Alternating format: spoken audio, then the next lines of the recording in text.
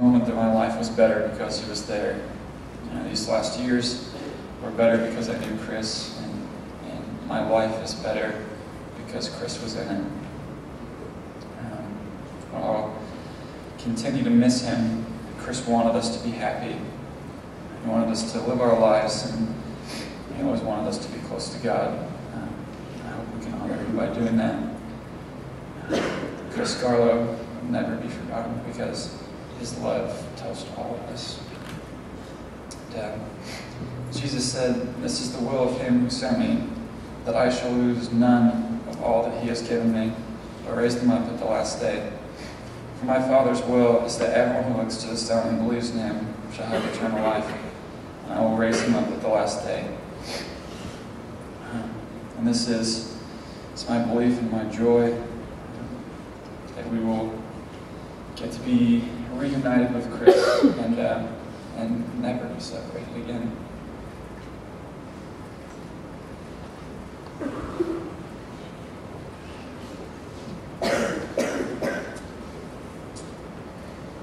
Garlows and the Knoxes moved to Salina in the summer of 1988 when Chris and Scott were 8 months old. We all have memories of times together through these years. Remember those Sunday afternoon family soccer games? We were much younger. They were much smaller. Those were good times together, and we came back together for a soccer game on Saturday in honor of Chris. That was really special.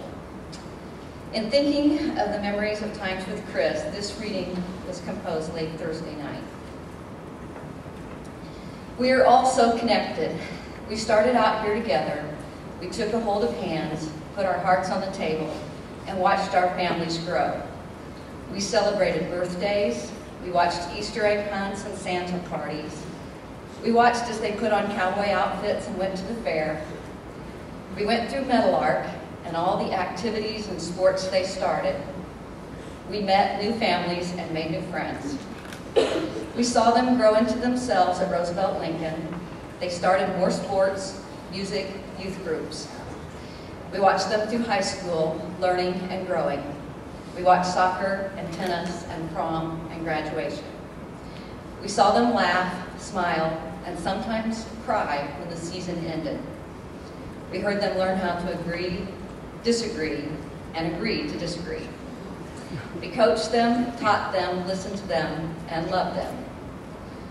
When all we families started down this path together, we chose to be joyful and loving and supportive, knowing that fully loving also means risking unbearable pain and loss. But we still chose love. We watched Chris. Chris loved life. We can picture him in our minds with his beautiful smile.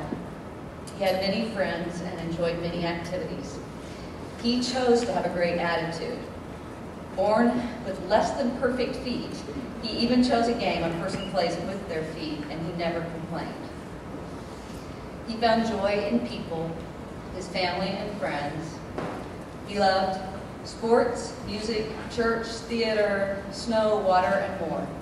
We loved his energy and love of life. Chris is part of each of us in the hearts of his family and friends, part of who we are, part of our joy in life. He will be with us always, and we will still hold hands and choose love.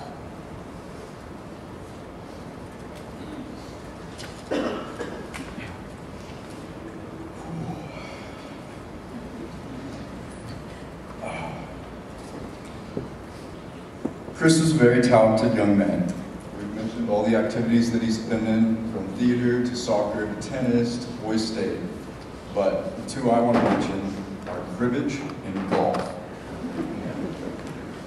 He and I were always very competitive growing up, and it only got worse once we got to college. We used to compete against each other in everything.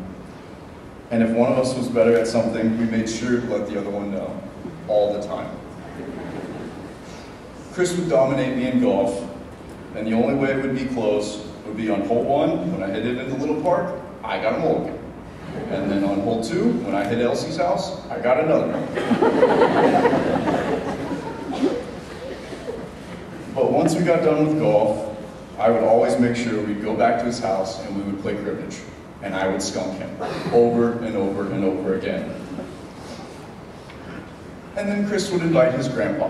And since there is always a larger fish, his grandpa would just dominate us. And then he would do his, his big old jolly laugh.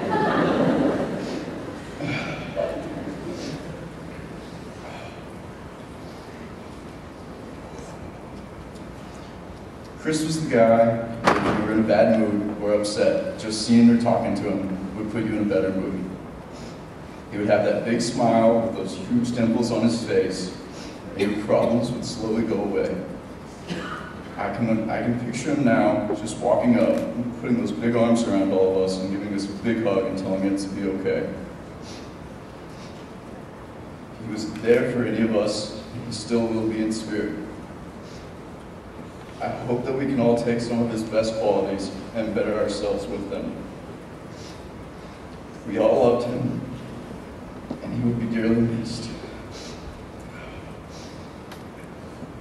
He'll always be that friend that I can lean on.